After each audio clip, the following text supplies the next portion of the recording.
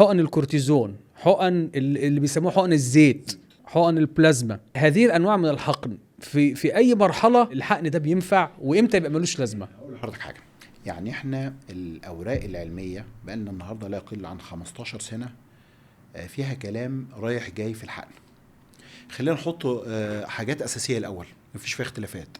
الادفانسد او المتقدمه، الخشونه المتقدمه اللي هي الرابعه او الثالثه ما بنحقنش فيها خالص. ده الاوراق العلميه بتقول كده، ان الخشونه من الدرجه الثالثه والرابعه ولا اي نوع حقن خالص. امريكان روماتولوجي جورنال نو، مفيش حقن. اليوروبيان نو، ثالثه والرابعه لا ما نحقنش خالص لان الريزلت زيرو ولا اي نوع، ولا اي نوع. وناس بتيجي تاخدها بلاسيبو كده نفسيه. امال ليه ده في دكاتره كتير بيروجوا الخشونه الثالثه تحقنها؟ احنا بنتكلم على اسس علميه، الناس تخش وتشوف. لا احنا بنتكلم على اسس علميه، ودايما في المؤتمرات الكلام ده بيصار. هل الانجكشن هل ولا كورتيزون ولا اي حاجه؟ امال ايه بقى؟ يقول لك الماده الجيلاتينيه علشان تعوض الغضروف اللي اتاكل هو الماده الجيلاتينيه مش هتعوض الغضروف، خلينا نكون صريحين. هو الماده دي ماده زيتيه. طب هي هتعمل ايه الماده الزيتيه؟